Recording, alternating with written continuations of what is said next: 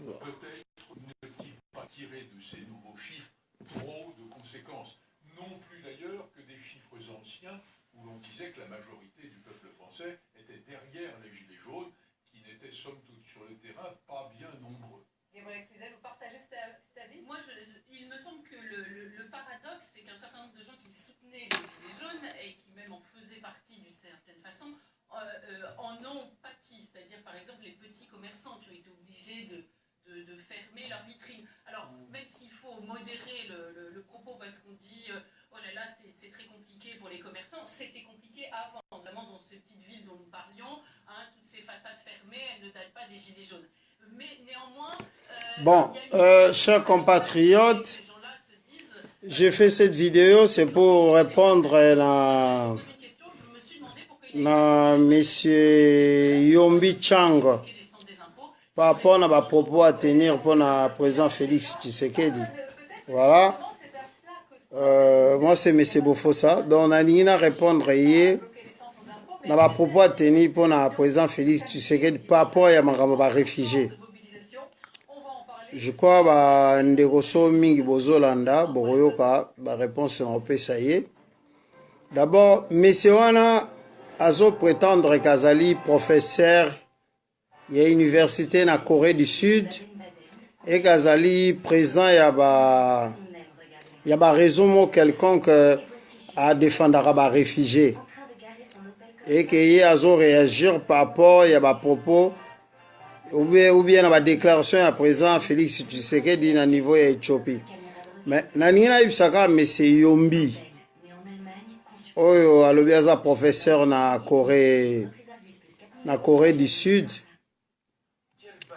Que au moins na Congo to lembi makambo ba professeur. Mutu nyonso koya nga professeur na tangi saka boye ba éminent professeur na Congo leki trop. Et biso na Congo to lembi un peu makambo ya batu batanga trop, batu bazwa basala ba diplôme trop, ba apporter rien à Congo. Un, na expliquer non pour un problème ya ndenge d'abord azo respecter présent à Congo té. Moi je suis pas quelqu'un de l'UDPS mais na répondre mais c'est Yombi. Na premier point il ne respecte même pas le président il y a RDC. Azolo Bane d'abord que Aza Moutouro immature, Aïbé Loroté, ton entourage, Naïba enchaîné. Ce n'est pas bien ce qu'il fait, les amis. Ce n'est pas bien. Moutou Arobanaro respecté, présent Mboka na biso ezali na biso mo ba congolais. Na ina expliqué monsieur Yombi que en tant que patriote, en tant que congolais, tant so présent Kabila saki na pouvoir, ata mukolo monte na tikala ofinga ye. Parce que kofinga na présent Mboka na yo ko traiter de tous les noms. Et ça d'abord irrespectueux. Ça veut dire aux hommes finga yo moko. En plus, aux autres traités présents, Félix Tshisekedi, Moutou commis présent à Congo, Zolbana Zali, sans domicile fixe. Et ça, Naroko Tano, le détail était présent, ce monsieur Yombi, professeur à Corée du Sud.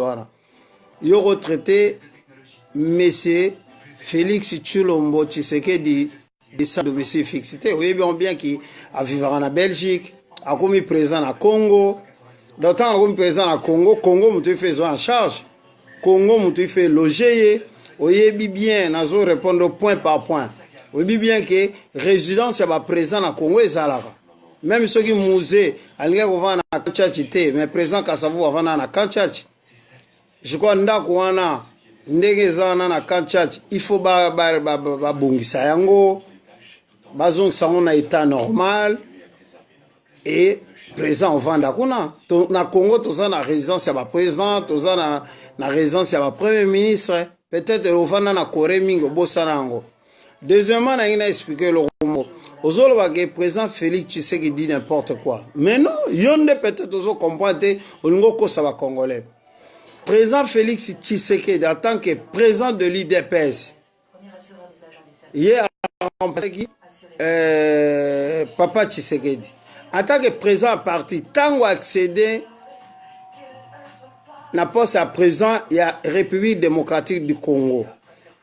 Cause à l'exilé politique et sa éternalité, M. Yombi. je sais pas yo sala na mambo ya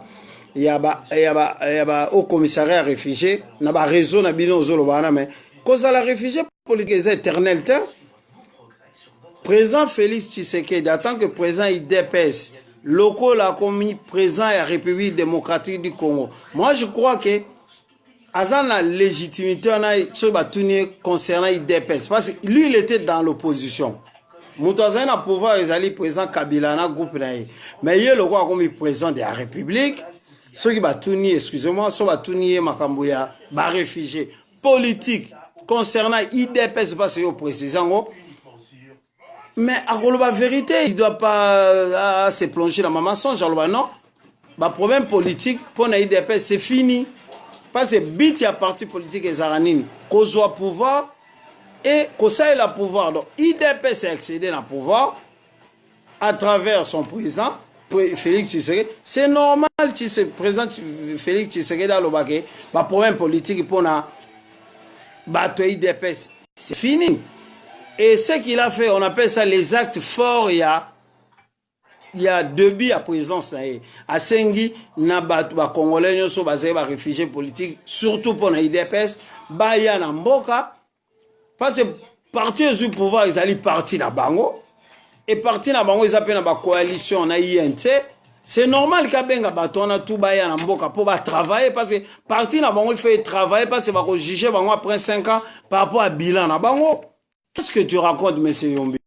La communauté congolaise tolingi so bato ba kosaka batute omoni bino ba vie mingi ya mikolo wana ba vision bozanango vous vivez dans le monde ancien. Aujourd'hui les choses ont changé. Boka sate sorbi yoza professeur université autant que ça na ba Corée du Sud boyena boata autant que ça na Sorbonne atawapi oya ko faire avaler biso ba bêtises on ozolobate en plus ozolobake lelo beaucoup mi ko s'attaquer na baluba non ngala za mongo kolobate ke ba réfugiés politiques mingi na monde bazaka baluba mais arrêtez de faire ça c'est pas bien ba réfugiés politiques na monde ya ba congolais bazaka baluba te ba réfugiés politiques ya ba congolais baza bi coloniaux so olobaka o baza ba fanatique o boyena boy to boyite vous tous vous critiquez soi-disant, moyen président Félix Tshisekedi comme président. Mais maintenant, c'est fini, il est présent. Même ceux qui ont boyi, mais en tant que yoza nani, pour banda d'abord qu'on n'importe quoi sur eux. Vous avez l'un des Congolais, l'un des patriotes. Mais un bon patriote, il doit d'abord respecter son président. Président Félix, il est là, président, il y a tous les Congolais. Et mais c'est Yombi place aux alliés sur aux congolais, je sais pas dans le domaine nos autres la cana ba réseau, je sais pas quoi là, tu donnes le cours na Corée du Sud, on s'en fout. T'as pas le droit, moutouan peut son droit, il y a manqué président Félix Tshisekedi de respect à Zate. Cause à l'exilé, ils ont l'éternalité. Je sais pas dans quel monde ils vivre. Nazo lo banaza bilingue. Ba congolais ba comprendre makamo na répondre ngana répondre yo soki au lobby na ko répondre au lisusu cause à l'exilé politique ezaka éternalité. Un exilé politique quand il évolue dans un parti politique le but de ce parti là c'est quoi? C'est d'accéder au pouvoir. Aujourd'hui IDPS est accédé au pouvoir, c'est normal. Président Félix Tshisekedi na OIA na Éthiopie so batuniye makambuya bah, réfugié politique et IDPS c'est fini. Et moi je l'ai suivi même au Kenya, il a dit que ce n'est pas vision na ya Congo ezalité que bana Congo ba bima kalibanda ba boa kaka bangunda. Mais non. Mais c'est Yombi, toi tu dois pas aussi encourager que batuka ba bima kalibanda ba boa kaka bangunda. Non, biso tout au bima libanda mais nana ngwa saka d'accord na vite menaka na ba poto partout aux alliés. Cause à réfugiés, ça bien été. Mouta vivra mieux na mboka na nous tous on a étudié. Yo quand si n'engue yo pesa ba cours en Afrique, ceux qui na Corée du Sud on a biso to cours ça non. On allait d'accord ceux qui n'engue tanga au pesa ba cours na inikin ou bien na ba université musu ba ista tout ça ba IEC. Yo mon fier, n'attend que ça en a Corée du Sud, Toku Misayo, au bana ofinga présent. Arrêtez. Soyez un homme éduqué. D'abord, banda ko respecter présent Mboka na yo. Et au gros traité, mais c'est Félix Tshisekedi Ndengo Zolo Banate. Kaza sans domicile fixe. Asa Mayele était, mais arrêtez, papa. Bino nyo sera Mayele, Mboko batika ko bato Mayele. Même avant présent Joseph Kabila Zala bato Mayele on basalani na Congo. Ils ont rien fait. Preuve année que biso tout le temps à 18 à 19 ans à l'université, on voyait que ça n'allait pas. Biso tout au Bimamboka. Arrêtez de donner des leçons. Bino bosa bato moko ça va toi leçon. Tu es en Corée du Sud là-bas, tu donnes des cours. Paie ça va cours non mais t'as pas le droit d'insulter le président du Congo, de la RDC. Soko sale mission fingi lisusu ngana ko sale sur mission na répondre. Cause à l'exilé politique ezali éternalité. Quand tu es un exilé politique, tu évolues dans un parti politique, le but d'un parti politique, c'est d'accéder au pouvoir. Et l'IDPS est accéder au pouvoir. C'est normal que le président Félix Tshisekedi dans le baquet, c'est fini les histoires des exilés politiques pour l'IDPS. Mais on n'interdit pas à un Congolais d'avoir une opinion différente du président. N'importe quel Congolais, Robima Katita na Braza, a 5 exiles politiques. Et il peut dire qu'il n'est pas d'accord avec le président Tshisekedi. Parce que le président Tshisekedi, il a accédé au pouvoir. Il ne peut pas être au pouvoir, en même temps être dans l'opposition et envoyer ces gens aller demander les Ngunda, de faire des demandes d'asile partout. Messieurs, mais arrêtez. Arrêtez de faire cette histoire-là de dire « Oh, les Balouba, Bikolona, Bazaba, Fanit, ya Félix. » Mais arrêtez. Même nga nazale au Mongo, ceux qui ont accédé au pouvoir, on a mis président au Congo, Mongo va d'abord fier, c'est normal. Arrêtez de diviser les gens. Félix, c'est un kino comme moi. Moi j'ai des amis d'enfance, Louba, les Pascal Kapongo, j'ai des amis Swahili, les amis ici, j'ai des familles, les adopte. On a grandi ensemble. Arrêtez de venir na Congo lelo soko za ba problème na personnel na président Félix Tshisekedi. C'est là mon présent à Congo, vous allez régler ça. C'est le problème, les problèmes. Orolukaebo traité entre bino. Mais ce n'est pas ça. La vie d'aujourd'hui, ce n'est pas ça. Oroyate présent comme présent ba congolais, aux en a droit, aux en a devoir ya ko respecter.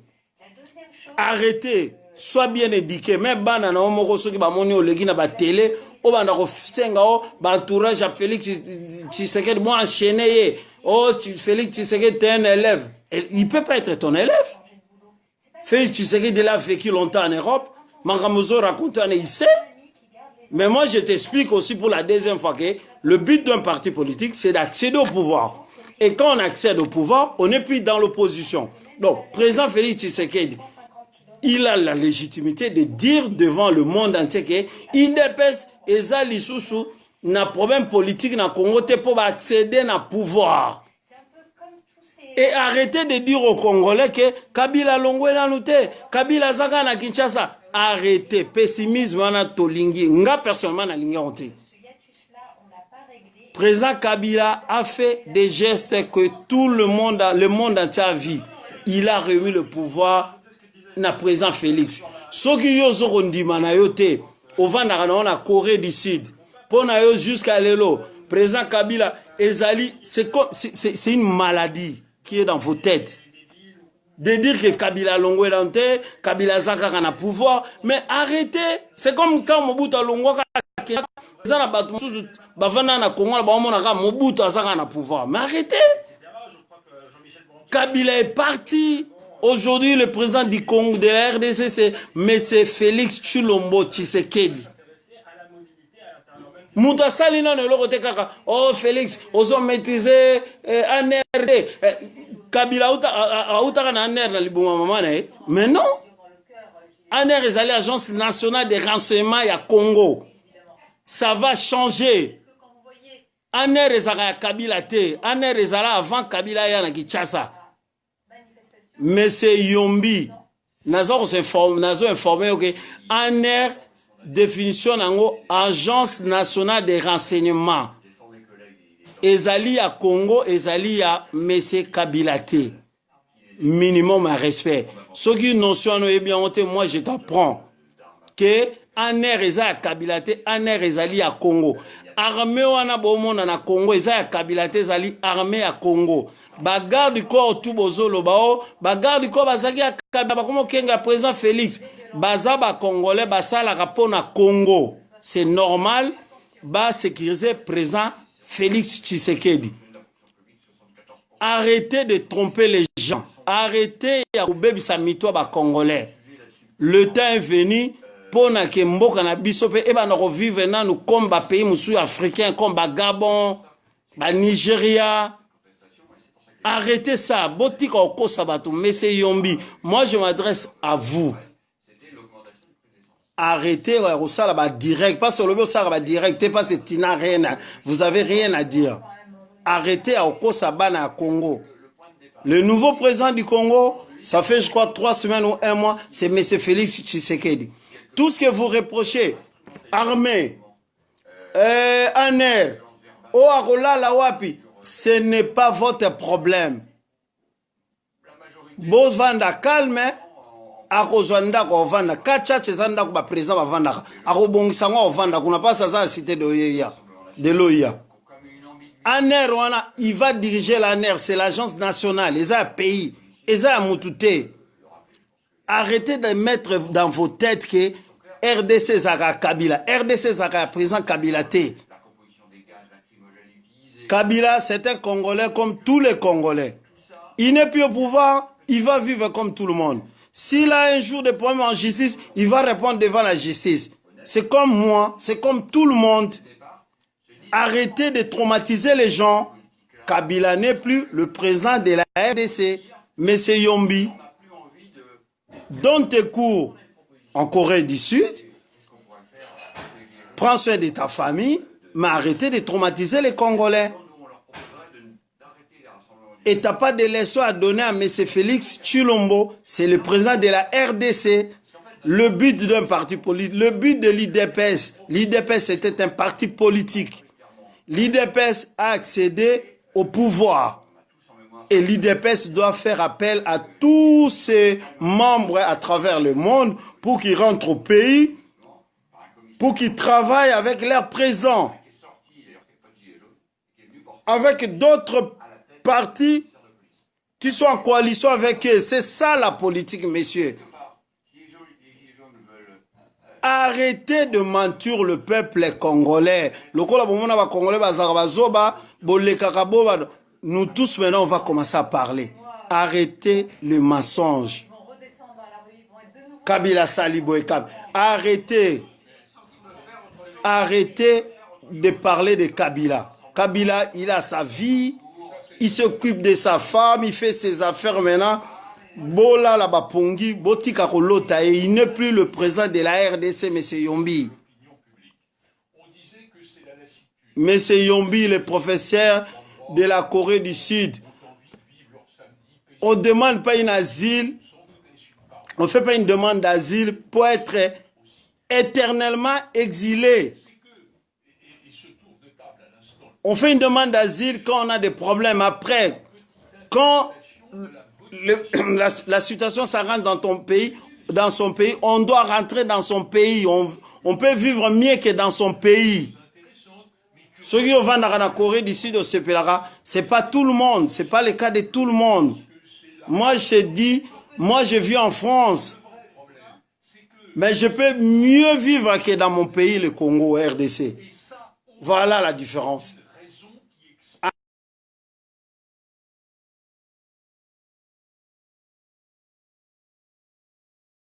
Arrêtez de mentir aux gens.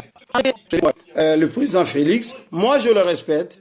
C'est mon président parce que c'est le président de la RDC. Tout ce que vous le reprochez, que ça soit avec politesse et que ça soit bien argumenté.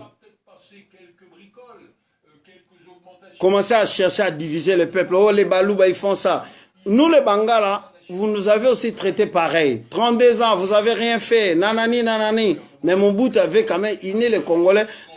Quand je me réveille, je dis, ah non, Bafinga Abisso quand même, hein, ils ont eu cette reconnaissance que Bangala, Mungala, quand même, arrive à unir les Congolais. Voilà. Na qualité, on a des beaucoup de bisoté. Arrêtez, Balouba va salioni, mais c'est. Et ça, Balouba, on doit s'engager exil à l'étranger, non? Aux ça va tout c'est de n'importe quoi. Arrêtez. Moi, je te répondu, je crois. Je me suis exprimé en bilingue, lingala, na français, pour batouba yo kabiso bien. Soko sali vidéo, yeba ke nga na ko répondre yo. Nga komona monsieur Jimmy Bofosa. Na ko répondre yo monsieur Yombi Chang, le professeur en Afrique, je sais pas, na mboka ni soki Corée du Sud. Continue à donner des coups. Mais si il y a un mensonge, nous comprenons tout ce qui se passe. Bino bozana la vision à Kala, biso tozana la vision à Sikoyo. Président Félix est président, on les soutient, on va aller à Kinshasa, je t'informe que yo retraité de sans domicile fixité, t'as pas le droit. En plus, ça s'appelle sans domicile fixité na vie nae, abane on va à Bruxelles. Papa na yo yebiye, maman no yebiye, bazana banda kuna Kinshasa. Et à comme président, Congo m'a logé, Congo m'a s'occuper, n'est pas s'il est au service du Congo. Et m'a réfugié aux Oko Sabatonazo informé que parti politique bit n'a accédé à pouvoir. Et ce qui est un parti politique est accédé à pouvoir.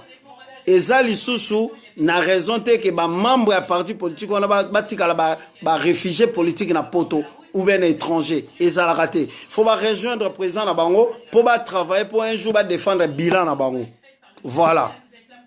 Et aux anaté pour traiter le président Nabiso du mature, de manque d'intelligence, non. Parce que yon a limité sur 28 minutes na président Félix débat comme ça, yo kokai.